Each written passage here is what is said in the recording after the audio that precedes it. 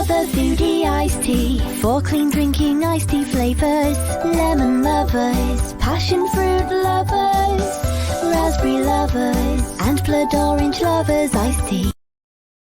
Eat clean, be well and stay well with our clean eating spice blends at Luvafoodie. Hi everybody, welcome to Luvafoodie LinkedIn Live. Today is, I think, May 3rd. It is Friday. I know we usually do our shows on Monday, but because Monday was Memorial Day, we did not have a show. So I am your host, Michelle Mazzara, owner of Luvafoodie Clean Eating Spices and Clean Drinking Iced Teas. And I'm so excited today on Foodie Friday to have another foodie, a new friend that I've just made in the last few weeks, Robin Quinn Daumit. Welcome, Robin. Thank you so much, Michelle, for having me. This is fun. Yes, it's my pleasure. Well, I was introduced to you, I think, from Jill Sullivan. Yes. And I started seeing what you were doing, and I was really intrigued. I enjoyed your website, and I thought, man, this is a lady that I want on the show. So it's my pleasure. You are the owner of Whisk and Dine. Correct. So, Robin, I don't know a lot about your background. Tell us a little bit about you, and then we'll get right into how you started, your brand, everything.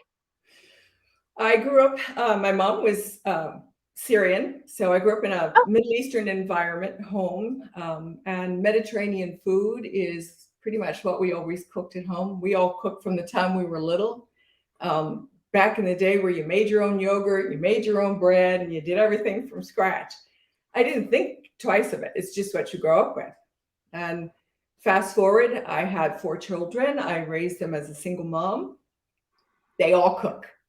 All of them. Nice. One of them's a professional. He's an executive chef. So I think when you start a family with it, we gravitate to food. So if you can cook, why not make it a party and have fun? Exactly. So were you trained in cuisine, or are you self-taught chef? Self-taught. Same here. I grew up around, being Syrian, we were always around other people of similar backgrounds. So there's a lot of Greek, a lot of Italian influence in my mom's friends. And so that was sort of our social life. Sure. And I grew up and started traveling and spent time in Italy. I lived in Brazil for 3 years. And so you start adding more cuisines on top of what you do with techniques and different flavors and stuff. And before you know it, you cook everything. Right.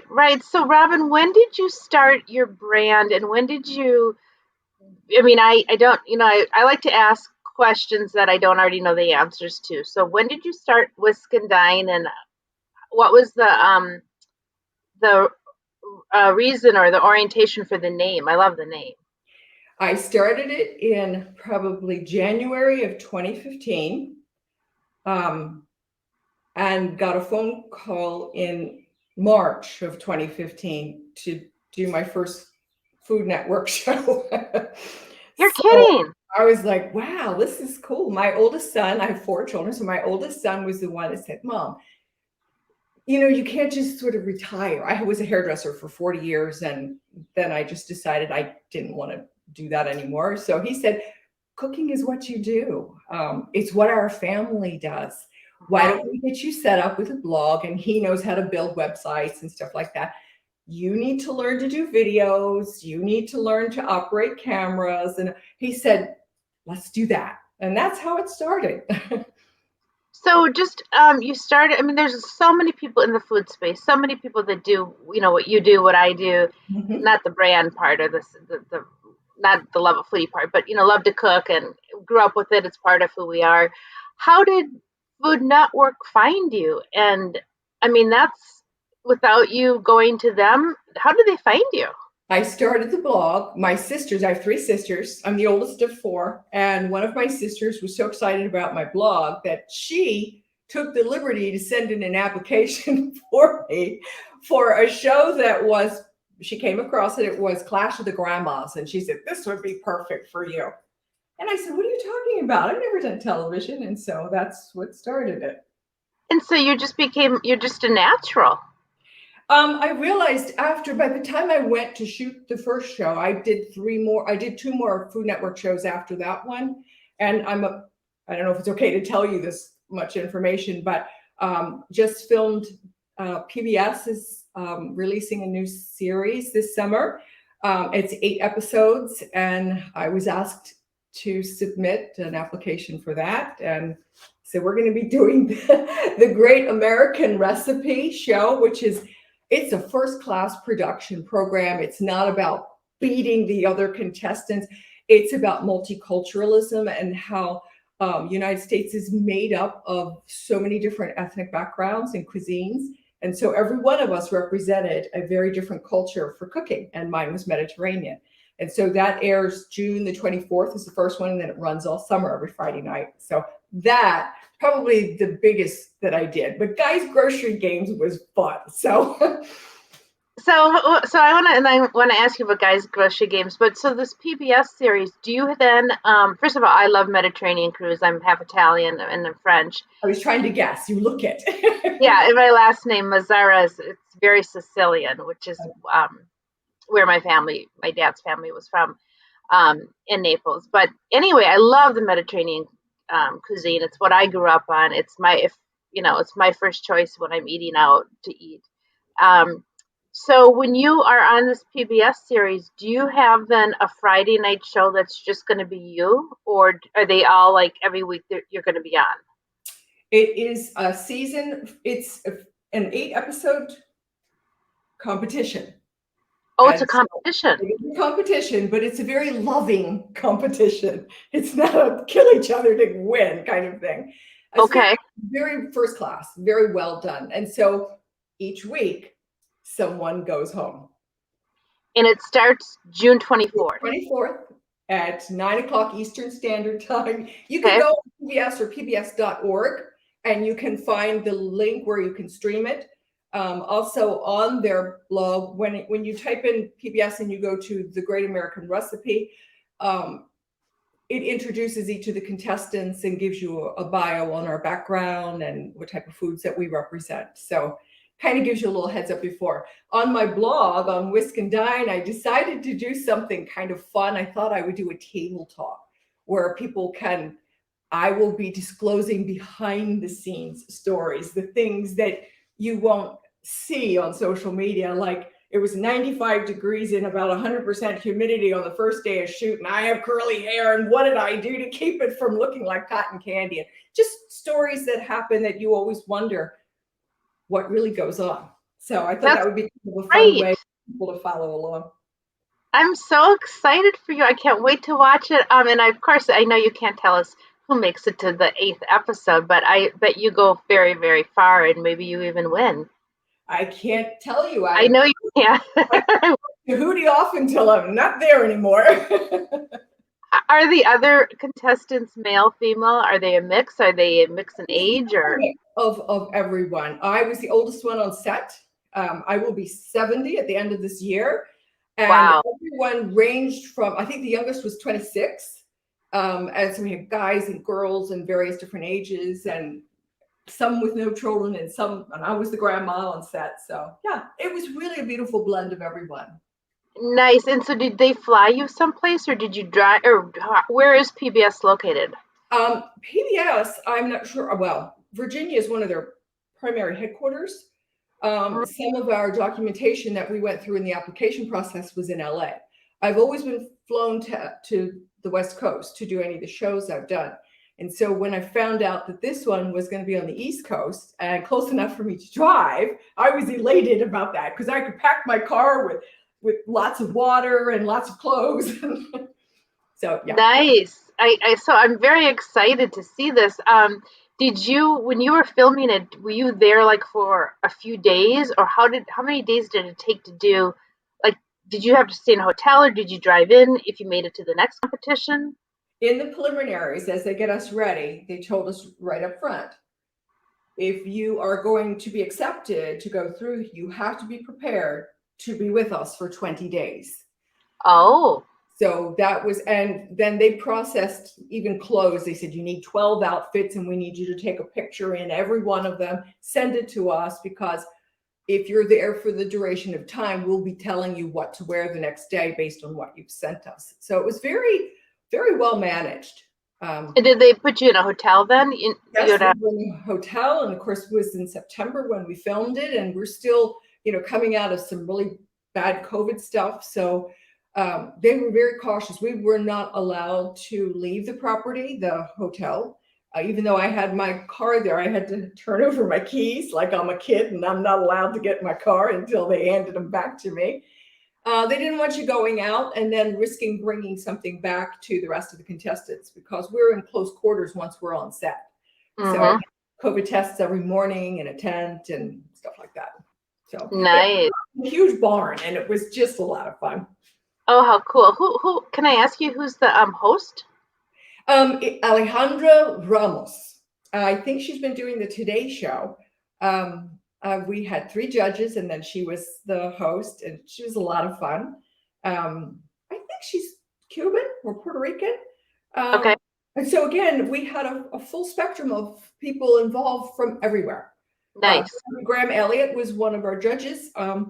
And he grew up as a Navy brat, and because I'm in the Annapolis area, he was very familiar with the places where I live and stuff. So, so yeah, it was just you always felt like you were part of a family. Once you were there and got yourself acclimated to what we would be doing. And in fact, since then, the contestants, we've got 10 of us that everybody texts every day Really? since filmed. So nice. Yeah. Sort of you made lifelong foodie friends. Yes. Yep. Did you get to eat so you competed, then did you get to eat or taste your competitors' food? We didn't even get to eat our own food. Really? Well, when you film for television, the aspects of preparing it is one thing, but the photography, you always have to have the food photographed. And because we were going to be presenting it to the judges, they had to set it aside in a safe place, so it was temperature controlled, and so there's a lot of watch care over everything. I think at the end of the program in August, PBS will be releasing a cookbook from the foods that they decide to use from the show in the cookbook. So photographing the food was a very important thing too. Nice. So now I want to ask you about Guy Fieri and how is it to get on grocery store? What is it, Wars? I watch it. It's fun. It's fun. I was on season 20, episode 24. It was Grandma's Grocery Games. I got pulled in again as a grandma. I think I might have seen the Grandma show. Was it a series? It was more than one? They air it every year for Mother's Day. I think for Mother's Day, they air a lot of the shows that have to do with moms or grandmas and stuff. So a lot of people were texting me saying, I saw you on Guys Grocery Games on Mother's Day this past month.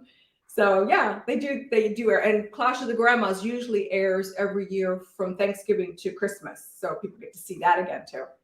So did you fly to California for that? Yes, and I won Clash of the Grandmas, and yes, I won Guys Grocery Games. And what's Guy like? Is he as goofy as he seems on TV? He's down to earth. He's really, you would have thought he was one of the contestants with us. They were shooting 2 shows at the same time. So before we went in to shoot, he brought us all outside and he just chatted with us. Why are you doing this? What is it you love about food? Or, what do you hope to gain for this? Or what are you planning for your future with this? So it was a lot of individual, conversation. And his mom, Penny, was in the grocery store the day that we were cooking. So we got a chance to meet her and, because it was a grandma, so she was there. So is it a real grocery store or is it a studio set up like a grocery store? The first show I ever did was at Universal Studios, and it is a studio. And once we were shooting where I Love Lucy was filmed. So that was a real studio. Guys Grocery Games, it looks like a big warehouse in Santa Rosa that had been built out to be his set. So it is probably one of the grandest grocery stores I've ever been in, fully stocked with all types of liquor, all types of pastries, some of the very best seafood. I created a dish that I did on there, and I usually use crab from over here, from the Eastern Shore, from the Chesapeake Bay. But they had Dungeness crab. So I made what I made with Dungeness crab instead of the blue crab, and it was delicious. So he gave us a lot of variety to choose from. Nice. So, but the store it's not open to the public, is it? No. In No. fact, they would take us in the morning before the sun rose and in the evening after the sun set. So I wasn't sure where we were going. Oh, funny, funny. So, Robin, what is your signature dish? If I was coming over to your house or you're having your friends or family over, what are some of your signature dishes? Because your videos are so beautiful. Well, one of the things that's asked every time you send an application in to do a new show is, what is your signature dish? Mm-hmm. And I always say to them, throw at me 2 or 3 ingredients, and from that I will create for you.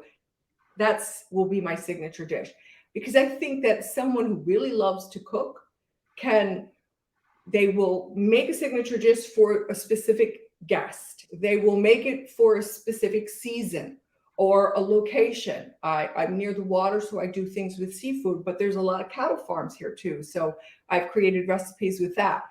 I grow a lot of my herbs. I have a lot of fruit growing here. I've got fig trees growing. And so last year I created a new signature dish, which was fish that is roasted inside of fig leaves, and make a sweet and hot fig sauce that goes inside of it, and it's folded in, and then it's baked in the oven, and it's really delicious.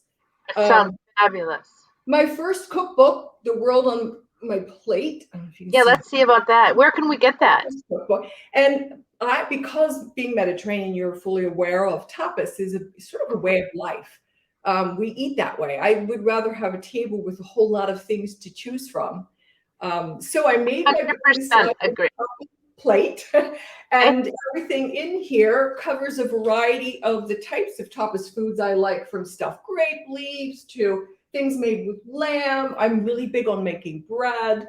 I love little bellinis with beets that have caviar on top. And so that was my first one, and that was a lot of fun to do that one. And then just last month, I've been known in my family as the muffin queen.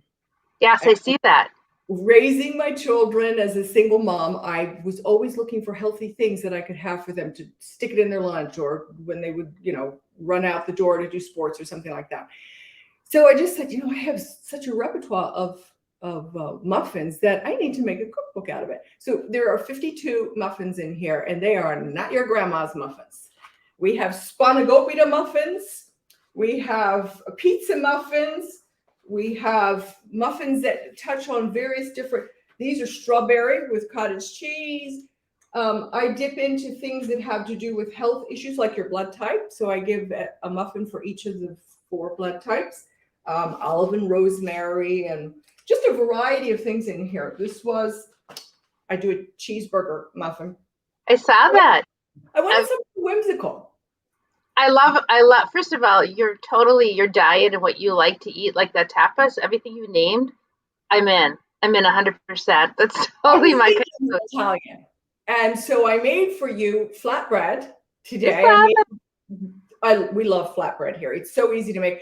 And on top of it, I used your garlic lover spices. And so this is like the perfect garlic bread. And it's so delicious. And then from this, I wanted to make something that you could dip into. We grew up making hummus from scratch. So yum. Your sesame spices. Sesame lovers, yep. Hummus is crushed sesame seeds in the tahini with garbanzo beans or maybe some other type of a bean. And so your sesame lovers spice was perfect to go in this. So you got a flatbread and you got a little hummus and you've got tapas. And then I already sent you my recipe for popsicles made from teas. You are so clever. I mean, I did a cake with my teas. I did different things with teas that people wouldn't think. I did a couple cocktails, but I never thought. I was so excited to see that you came out with something with the tea other than just iced tea, and I really liked it a lot. A beautiful video. This blood orange tea is like so good. And then growing up Middle Eastern, we always put rose water or orange blossom water in our pastries and things. So I Yeah. put a tiny splash of orange blossom in with the tea, and when this cools off, I'm going to go upstairs and freeze these in popsicle holders. Oh, nice. Robin, I love what you're doing, and I'm just thinking that people have to get involved with you. What's next for you? And I would love to do something with you. I don't know what it would be, but you're just so like right at my alley. I appreciate that, Michelle. I do. I For think real. I mean, I was so excited to have you on because your style of cooking, your personality, is everything that really kind of embodies and encompasses Luvafoodie. I can just tell. um, You're that, bubbly, you're fun, you're real, you're clean eating, you're just everything about it. So, what is your? I mean, you've written 2 cookbooks, you've been on TV, national TV. What do you want to do? Do you want your own TV show, or I what's next do. for you? I do. I want my own TV show. I would like to be a part of producing a show that I wrote. When COVID first hit, I taught myself how to do script writing with Final Draft, and I was able to. I've written 2 scripts for television shows. They're series. One of them is a food culinary show, and the other one is more of a telenovela, I guess, if you will, in a beauty shop setting with all the stories that people bring to you in the beauty shop. And so that story is not just about it's not about hair or the hairdressers. It's really about each person and their story that comes in. And we do a sort of a spin-off nested story of each of those people, which I love that one. That's a great idea. The other show is I call it The Camera Eats First. I can send you a link to it. It's on YouTube. If you go on YouTube and you go on Whisk and Dine, it's in there. There's about 3 of them, and I use those as trailer sizzlers to send off to production companies to see if I shot the whole thing. I did the camera work, I wrote it, I did the cooking, and while I'm running the cameras, I'm in all of the scenes. And I wanted to do something that actually visited food bloggers, because while, for instance, Guy's other show, what's the road show he does? Oh, diners and Yeah, travelers, or yeah, diners and something. that's for restaurants. Diners and dives, or dives and drive. Yes. He brings the attention to the restaurants, which there's so Yes. many great restaurants.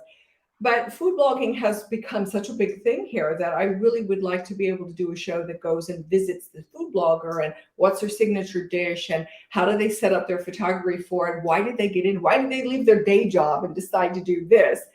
But every one of them, whatever their signature dish is that we would film, they must also showcase a local product or artisan that they use in that dish. And so when you look at the Camera Eats First that I have on YouTube, I went to a cattle farm and I went out to Chesapeake Bay on a boat where they do oyster dredging, because I did a beef and Guinness oyster pie. And so I wanted to touch base on the people who bring the sources of food to the kitchen for us to cook. And so I just thought that that was important to be able to showcase those of us who are comfortable doing food for camera and those people who don't oftentimes get recognized that are our food source. So, they're always saying support our local businesses. And to me, that was a way of being able to do that on camera and tell the stories of each of the people. It's a great idea. So, has anyone, do you have anything in the works? I mean, I think that's a fantastic, I think both ideas are really cool concepts. Do you think anything will be picked up? I will tell you that in this world of film and television, it's all who you know. And if you don't know someone who can pull your story to the top or introduce you to someone they think that you should talk to, you don't get heard. You end up on a stack like this and you're down here. So as we get close towards the end of this show, I will approach someone in PBS and see if I can get a bite with that. But I did one other crazy thing. When you reach 60, when I turned 60, I realized I became fearless. You could do whatever you want because there isn't anything else to be afraid of anymore. Exactly. I totally. I'm shy. I was like, you look behind you at all you've done, so why not use all of that and do more with it? Exactly. I found this is kind of cool. I don't have it here, but it's a book, another book I published. It's on Amazon. I found in a shoebox in my grandparents' attic a bunch of old papers, and when grandparents passed, no one in the family seemed to want them. I thought they were letters written to my grandmother. And this was back in the 80s. And I said, well, I'll take them. But I was busy raising kids. So fast forward to about 2011, 2010, I said, well, let me go through these old boxes and throw things away and see what they, as it turned out, they were memoirs written in 1835 by a woman named Adelaide Hall. And she intended to publish them. And they were about life 200 years ago. Wow. Kitchen stories and how they had no electricity, no refrigeration, no stove. And so the book is filled with a lot of stories about life back then. As it turned out, her brother went on to become famous. He became Asa Hall, who became the astronomer who discovered the 2 moons around Mars. And Lincoln used to go visit him at the conservatory in DC. Why were they in my grandparents' attic? There were 2 or 3 Civil War letters in there written to her from family who then died on the battlefield. And I think because my grandfather was a war historian, a civilian, but a war historian, I think they were given to him. But no one ever transcribed them. So I spent a winter transcribing her very difficult, fancy writing on paper that is not disintegrating. And so I published her story for her. And so I was telling a friend of mine about this, and they said, you know what, that's a Dolly Parton story. So I sent the book to Dolly Parton, to, whatever place you can get an address for. And I said, this is a script that you need to narrate for a story that you produce. So there we are. Yeah. Wow. It sounded like a movie while you were talking about it. It was like, There's a movie. Yes. Wow. Can you imagine going back and seeing? I went to visit a place here in Annapolis. It's a historic property, and it was from that era. And I took a photograph of me in their kitchen, which of course had no stove and stuff. So I am refacing the cover on the book because I didn't feel I had the liberties to put my own design on it when I published it back in 2012. But now I'm going to put at least something on the cover that represents that era, and I'm in the photograph. So I'm working on that. But yeah, I mean, everything is so easy for us now that when you look back on what it's like to live back in those days, I also submitted it to the Board of Education for them to view it for curriculum, for reading for kids in school along with American history. So I don't know. I had lots of fish hooks in the water, and You do. So that you're very creative. Have you ever thought about doing a culinary tour, like a trip? I think here's what I love about filming for television. I don't have to do all the photography work when I'm done, and I don't have to wash the dishes. So if I'm going to do a culinary tour, it would have to be with someone who's going to produce it, and who will set it up for me. I've traveled a lot, so I would love that. I've studied several languages. I'm sort of fluent in Portuguese now, which then helps me understand Italian and French too, and Spanish as well. So, right. You know how Giada sometimes with Bobby Flay, she'd go to Italy. Yes. Giada and Bobby. That's what I was thinking when I was thinking. It came to mind. Well, you'd be really interesting to follow or watch in another country. And yes, that would be fun. Yeah, I think it'd be. Or even if it was like a reality show and you had people on, like who could come with you and follow you, like say you've set up a tour and I went with you. Okay. And other people went, and that would be kind of cool too. I like your idea. I like it too. Reality TV people, call us. Absolutely. Well, contact us. TV, I think with COVID, ever since then, people became avid television watchers that maybe didn't make time for it before. And because life seemed to pause for such a period of time, it did. We were all looking to kind of reevaluate our own lives, look at life, how other people are living. And so I think reality TV is probably more important now than it was 3-4 years ago. Right. Absolutely. And I think, it's you turn on the news and it's depressing, it's sad. And reality TV is usually sort of a breath of silliness. Yes. Not reality. That's why it's called reality. And it's an escape because honestly, looking at the newspaper front page every day and turning on the news it's just, how can things get any worse? And by God, they can. It's hard to believe. But so, Robin, tell us 3 things about you. If I had to say, Robin is 1, 2, 3. Whimsical, for Right. sure. Determined and creative. And then I want to ask you one other thing, and then we probably should wrap this up because we've gone for 40 minutes, which is pretty good. What is your true inspiration, or what's your why? Everybody has a why. Like, my why is to eat, to help people live a clean, healthier living lifestyle, and partly due to the fact that I was diagnosed with heart disease 5 years ago and had a stent put in and then had a heart attack. So I came out with the clean eating spices, the salt-free spices, the new clean drinking tea. But so that's kind of my why. Yes. What's your why? Having been a mother of 4 children, a single mother of 4 children, and they are all incredible adults. I realized when I turned 60 that it was time for me to reinvent myself. And I started doing so many things, as I shared with you, that I never dreamed to do before I had turned 60. And for that reason, all of my children and my grandchildren look to me and say, if you can do this, the sky's the limit for us. There is no limit to there is no age, there is no number. There's just dreams, and there is determination to go after things, live your best life while you have it. And don't let there be no.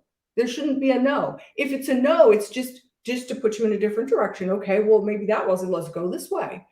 And Yep. so for me, life has to be filled with doing things that make you feel good about being alive today. And I would say probably 75% of my social media followers are between the age of 30 and 55. Why are they following me? I think that it's because I do everything. And I inspire the people who follow me that don't look to getting old or retiring or stopping life. Look to the future to fill it with as many sparkly dreams as you can. Don't Right. stop living, no matter what the age is. Right. So for me, that's it. It's about life. Just keep living life to its fullest. Yeah. Well, Robin, it has been truly, I have lots of guests that I started doing this in January, and it's really been a pleasure of mine to have you on. I was super excited. Thank you. And I hope one day we can meet. I hope I can taste your food. I hope we can do something together. I don't know what it looks like. I'm always open to collaborating with people and brands that align with who I am, who Luvafoodie is, and that are authentic. And I love haven't that. said that to anyone else on my show. Not that but I really, from the bottom of my heart, I really do hope to meet you and do something with you at some point, because you are a wonderful inspiration. You're fun to watch. You're creative, and everything I've seen you do is top notch. So thank you. What can I say to that? That I am incredibly honored to hear that from you. Thank you so Yeah. much, Michelle, and thank you for letting me be here with you. Oh, thank you. So when you close the camera, you come on over here and pull up a chair, and I'm going to feed you. Well, I'm trying to think why I have to go to Maryland. I'm trying to think of the reason. Maybe if I got some 20 minutes from DC too. Right. Maybe if I got some distribution in DC, I could come and do a store check. I'm trying. Yeah. So everybody, thank you. We're going to end with a jingle. Follow us on social media. We will be back on Monday next week. I'm kind of changing my schedule a little bit to doing it a little bit earlier, but I have Susan on Monday, and she created seasoned olive oils, and they're very, very good. Ooh, so, nice. And follow Robin. Check out both of your books are available at Amazon, correct? Well, on Amazon, yes. Yep. And don't forget to tune in June the 24th. I can't wait.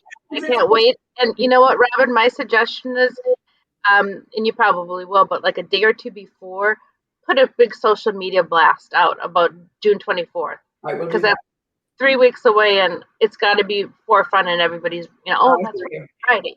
I Yeah, know because there are local televisions and stuff, but I want to do something on social media for the people who are in the United States who can watch it or stream it on other medias. absolutely. I'm excited about PBS does such a fantastic job, and so excited to see you and I participate, and I can't wait to see who wins. Thank you so All much, right. Michelle. This Thanks. was so fun. This is fun. This is fun. Again. Thank you, everybody. Now we'll end with our little Luvafoodie jingle. Have a great weekend, everybody. Stay clean, stay healthy. Bye.